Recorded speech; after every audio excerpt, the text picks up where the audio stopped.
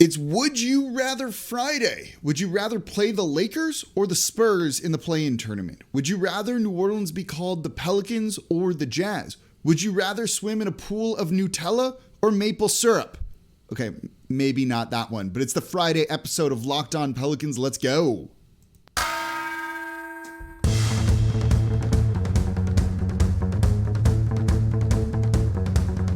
You are Locked On Pelicans, your daily New Orleans Pelicans podcast, part of the Locked On Podcast Network, your team every day.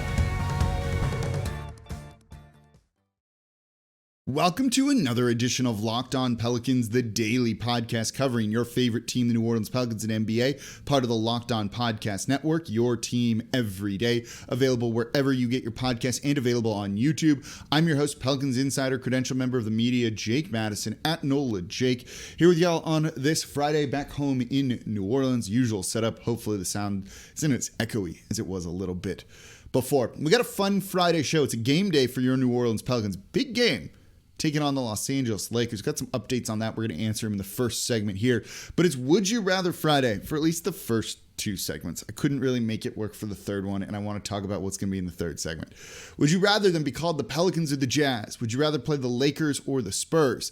And then what is actually going to be considered success for New Orleans this season? That's going to be the third segment. We'll talk real there. We're going to have some fun leading up to it in today's episode of Locked On Pelicans. So let's dive right on into everything. First, though, thank you for making Locked On Pelicans your first listen every day. We're free, available 5 days a week wherever you get your podcasts. No paywall, just free Pelicans talk every day. Only one's doing that. We're having a lot of fun here. It's a great time to be a Pelicans fan. And thank you for everyone who's tuned in, all the new listeners as well. I know we've gotten a lot of you all listening. Great time to be a Pelicans fan. Let's hope this wave keeps rolling for a little bit. Okay. So first question, this came from a couple of people on Twitter too. Would you rather play the Lakers or the Spurs in the play-in tournament? This is a really good question because New Orleans, in some sense, could potentially have some sort of impact on this, right? If you lose to the Lakers team tonight, you potentially let them jump a team like the San Antonio Spurs, potentially at the cost of yourself.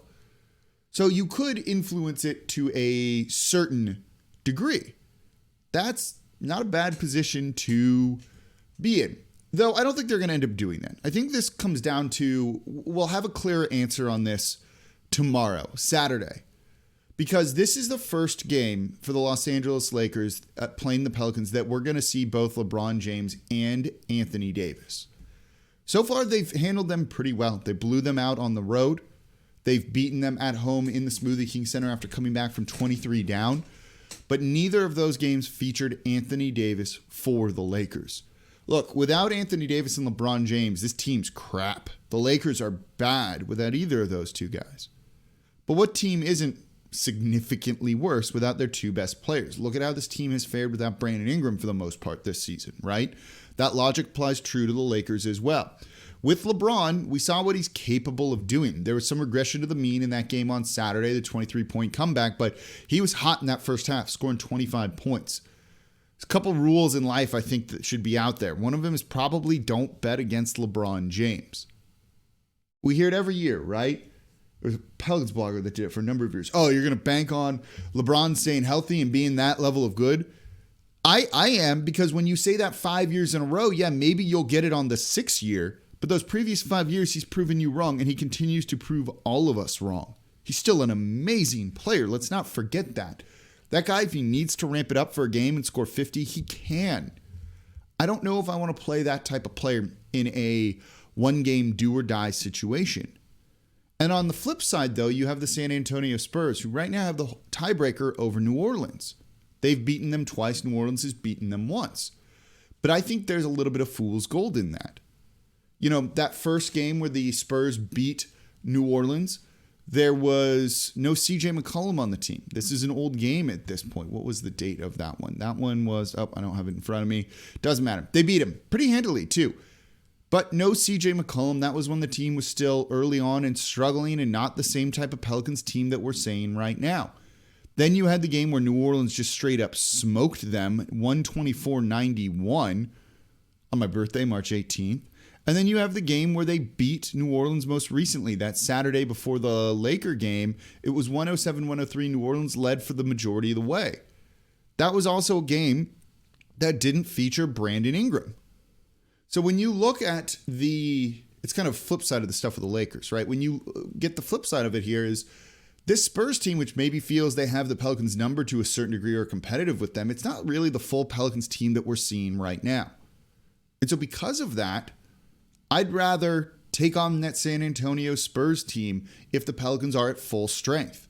Now, if LeBron's ankle is pretty bad, which he hurt in that Pelicans game, even though he didn't leave the game at all, and is going to be testing, and Anthony Davis is testing to try and come back for this one, and neither do, and they're just not healthy, yeah, give me the Lakers team. But if we're looking at everyone at full strength, I'd rather play the San Antonio Spurs basically 10 times out of 10. LeBron scares me. That Lakers team had high expectations for a reason, but they've been injured more or less all season long and just not quite the same. I also have another rule, which is often don't bet against Greg Popovich, but we've seen this team, the Spurs, just doesn't have a lot of top-end talent. Yeah, you've got Murray. That's about it. I think New Orleans can really handle everyone else. And if you look at it, if Brandon Ingram plays in that game on Saturday, then they probably win that one. And so I think it's very reasonable that New Orleans would rather host the San Antonio Spurs than the Los Angeles Lakers in a one-game play-in tournament situation. Just move on to the next game, get the easy win. I definitely think it's that. There's also the flip side of that means the Lakers aren't in the play-in tournament, meaning their picks potentially going to be top 10. There's a very good chance at that point that it's going to be top 10, which means New Orleans can get it, assuming teams don't jump them.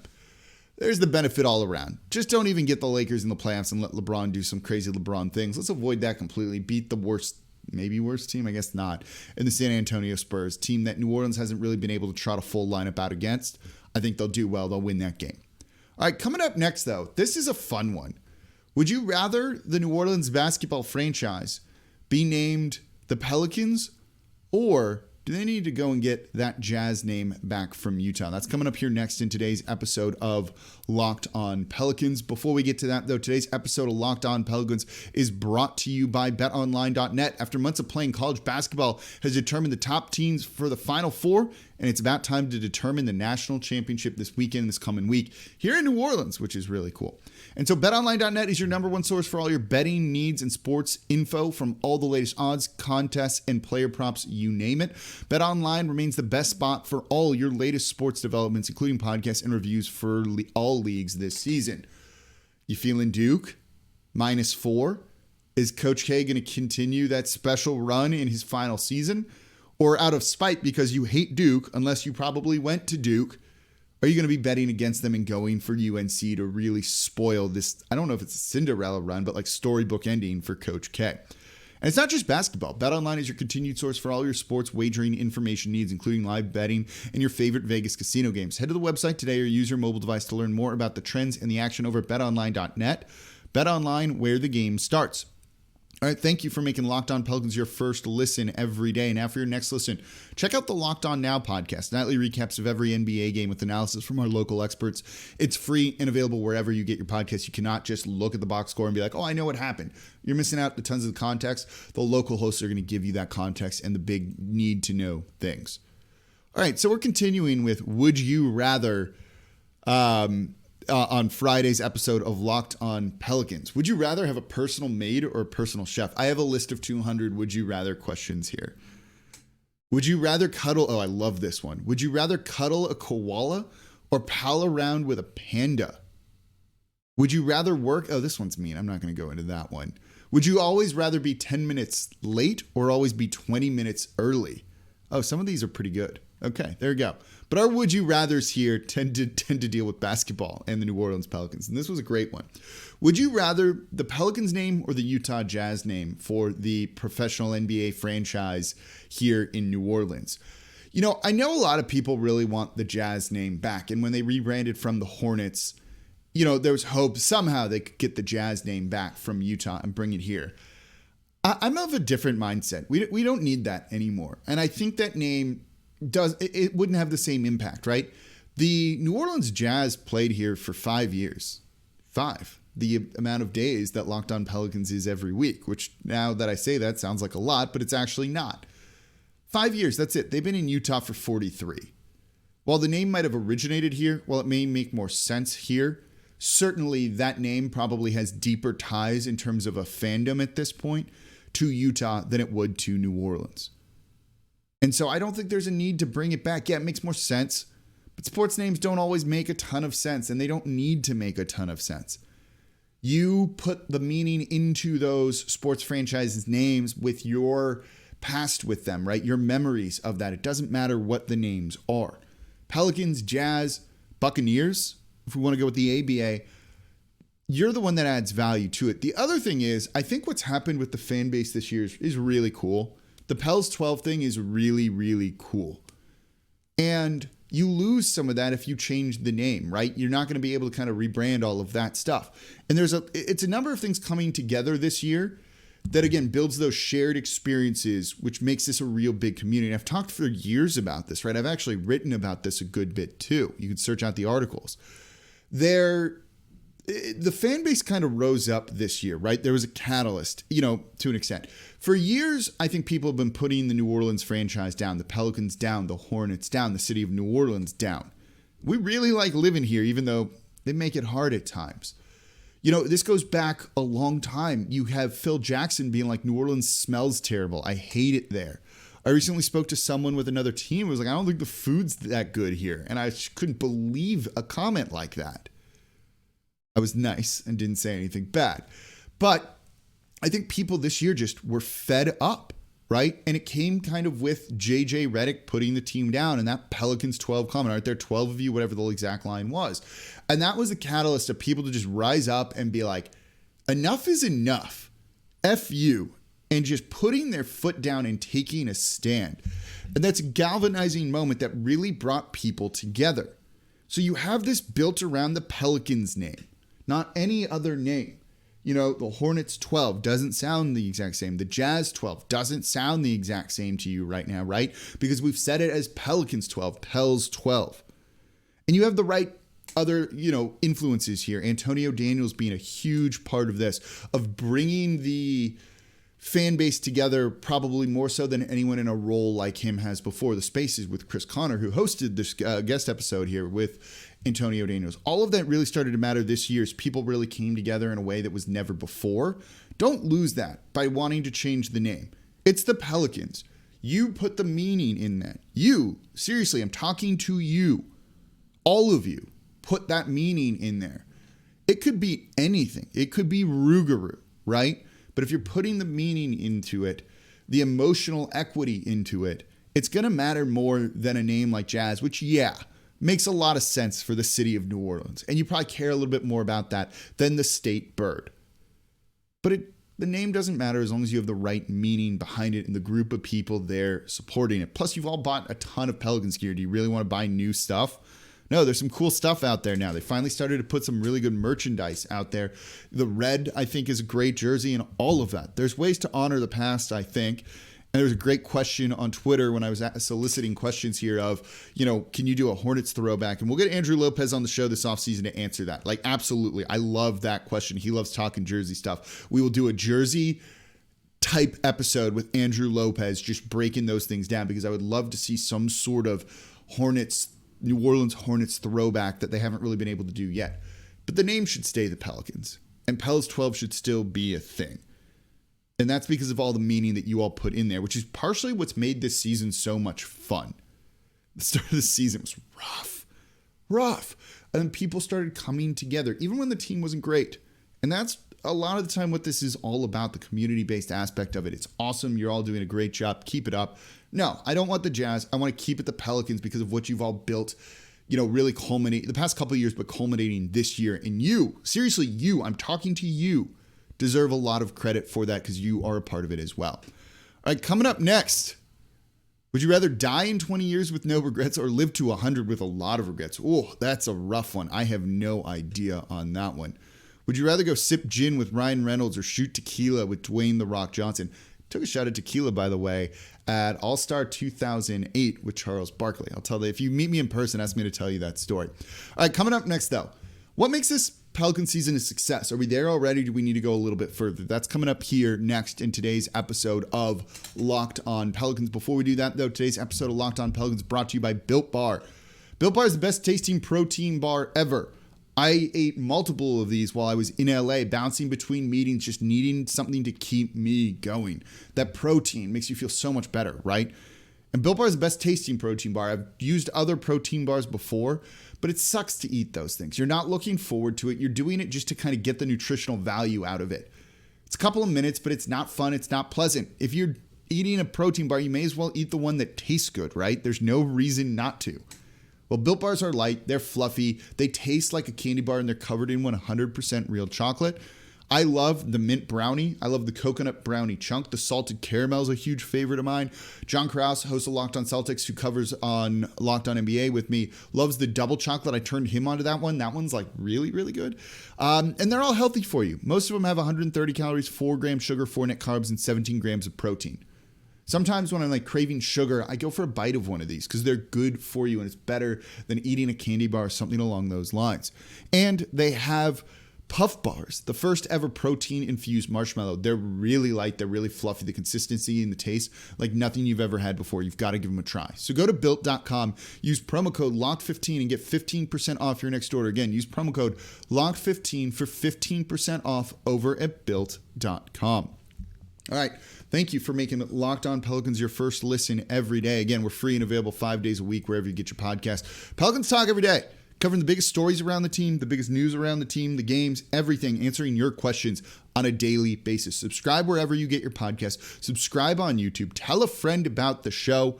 We've been getting tons of new listeners. I appreciate you all tuning in to learn a little bit more about this team, and it's a fun time to be a Pelicans fan. And if you get a second, it takes like 30 seconds. Leave a 5-star review with a comment. That helps more than you can possibly know of keeping this show free and 5 days a week for you all. All right, I wanted to continue. Would you rather, die? Would you rather die before or after your partner? Oh, I don't like the morbid ones here a ton.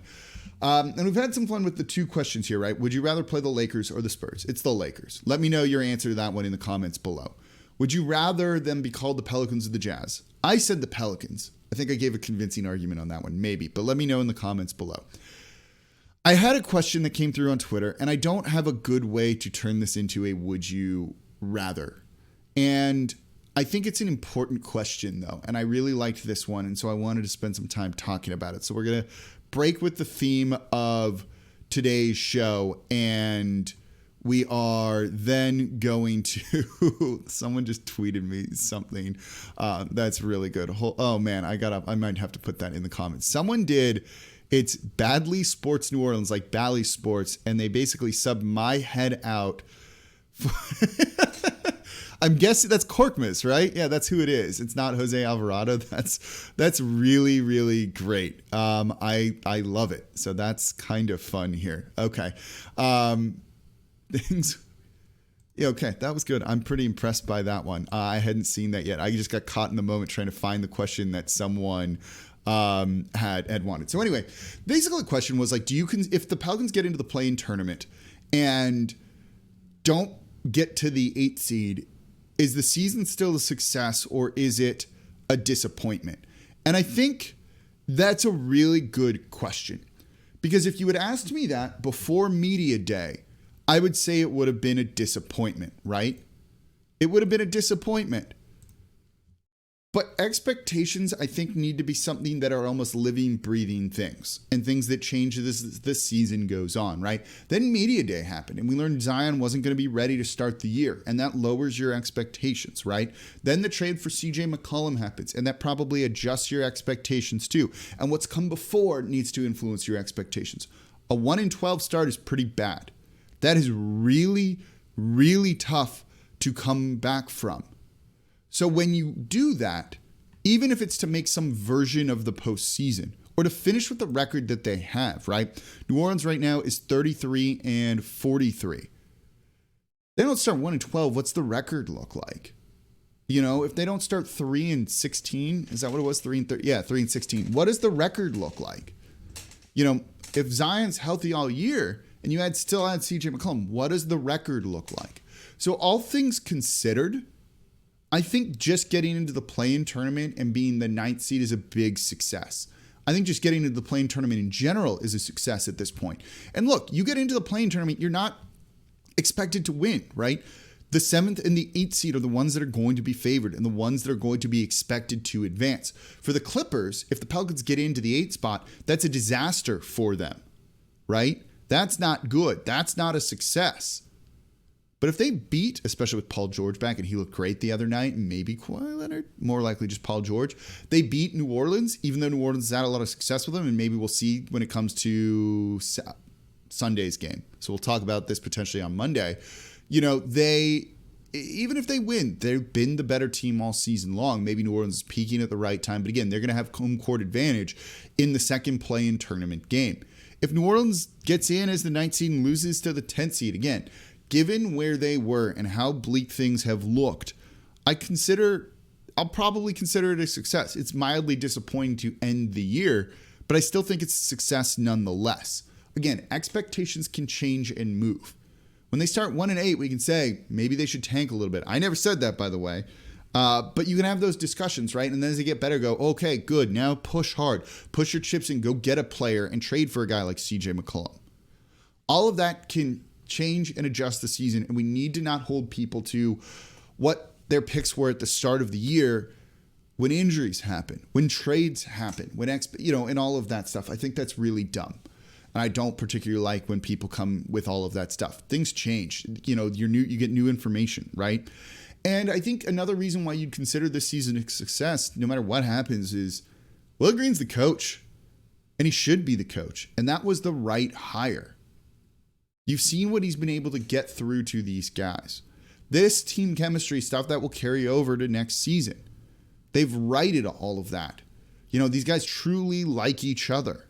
I think that's an important thing. David Griffin has finally got the family atmosphere that he's been putting in PowerPoint presentations, that he's been talking about. Took a little while to get there, but he finally did it, considering we weren't necessarily expecting it at all to this degree, right? This is above our expectations. That's safe to say. It's a success. So I think overall, when you're looking at this from top to bottom and kind of looking at it from different angles, right? It's not just the on-court stuff. There's off-court stuff too. If they were losing every player after the season, everyone was a free agent and not likely to resign, yeah, maybe that's not good. And the season's going to be not considered a success because of something like that. But they can run this whole core back really if they wanted to. Probably not Tony Snell. So all things considered, no matter what happens with the play-in tournament, barring them not getting in at all, and then we can have this discussion, right? I do think the season is already a success with room for a little bit more on it. So let me know what you think. Is this season... Okay, those are the three questions, right? Would you rather play the Lakers or the Spurs? Would you rather the Pelicans or the Jazz, or another name maybe? You can throw in a wild card there. And do you consider this season a success? Would you rather consider this season a success? I don't think that really works. I tried. It's the Friday show. We're going to end it there. All right. Thank you all very much for listening. As always, I'm your host, Jake Madison, at NolaJake on Twitter. And I'll be back with you all Monday. There we go.